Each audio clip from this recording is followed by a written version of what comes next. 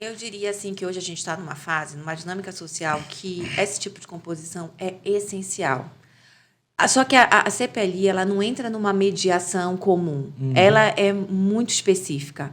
Ela é cheia de pré-requisitos. Né? Mas, assim, num contexto geral de mediação, de sistema multiportas, como a gente chama, arbitragem, mediação, consensualidades, de um modo geral, eu acredito que ainda seja o melhor caminho, porque hoje o judiciário ele já demonstrou que o tempo social não é o tempo do judiciário, principalmente quando a gente fala de desastres ambientais. Né? Desastres ambientais, muita coisa é dialogada, e eu, assim, não sei se você conhece, mas eu ainda não vi nenhuma situação de um desastre ambiental que não tenha tido um termo de compromisso ambiental, mesmo que esse termo de compromisso depois tenha sido homologado em juízo. Por quê? Porque a gente precisa resolver, precisa fazer um termo de compromisso, um TAC, um ajustamento de conduta, para ir resolvendo situações mais emergentes, mais urgentes, né, até para evitar um mal maior. E a gente precisa também, Paulo, acabar com essa cultura de direitos indisponíveis, não podem ser transacionáveis, inclusive os ambientais. Não é bem assim. Eu acho que hoje a gente está numa outra dinâmica em que direitos indisponíveis, até semanticamente falando, não significa direitos intransacionáveis, não significa isso.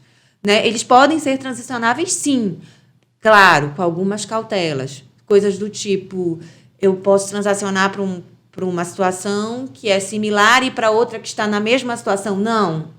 Aí eu estou trabalhando de forma desigual para duas condições iguais. Não pode. Eu poderia fazer uma coisa que eu não tenho chancela, que eu não tenho autoridade para fazer? Também não. Não poderia.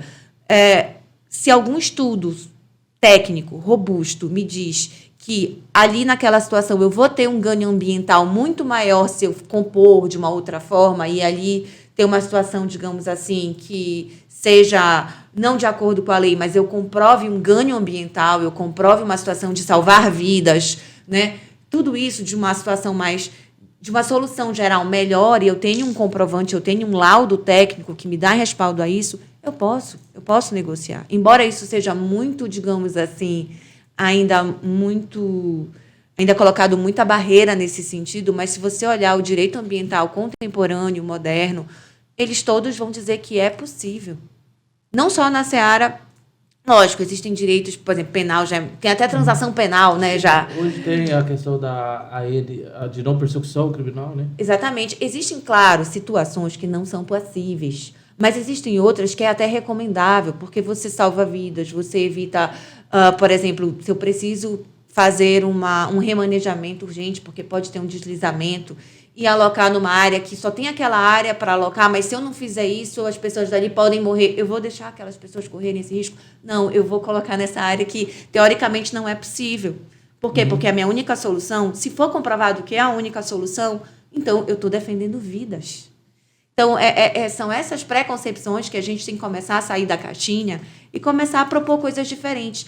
E eu acho que a CPLI ela é justamente uma situação de multi-arranjos, é a nossa capacidade de ser criativos, de ter arranjos, e que a gente pode chegar num denominador comum, podemos, maravilha, se não chegar, mas que a gente pelo menos enfrente. A CPLI ela não tem um fim nela mesma. Muitas das vezes não vai se ter um acordo. E aí, não vai ter o acordo, não pode. Calma, não é bem assim. O que a CPLI diz é que, se não se chegar a um consenso entre o que a comunidade deseja, entre os interesses do Estado, que é o interesse que reflete mais o interesse público, e a questão econômica, social, então a gente vai fazer o seguinte: para acertar. Você pediu tal coisa, a comunidade pediu que a gente fizesse tal estrutura. Não é possível.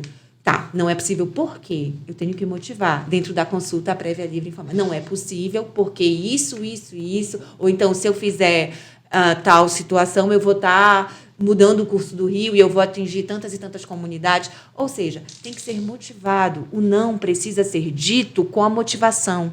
Não é o não por não. Ou então, ainda tem mais situações de eu ter várias comunidades, tradicionais, não tradicionais, onde eu tenho CPLI e não tenho CPLI, por exemplo, muito comum nos casos de desastres, em que eu tenho todos os tipos de comunidades, eu posso ter indígenas, posso ter quilombolas, posso ter ribeirinhos, posso ter pessoas que não fazem parte de um grupo específico, mas que também foram afetadas por esse desastre. E aí, como é que vai ser essa situação? Vai ter que chegar um momento que, por mais que eu escute de acordo com os protocolos de consulta, se tiverem, mas vai ter uma situação em que todos vão ter que estar juntos na mesma sala.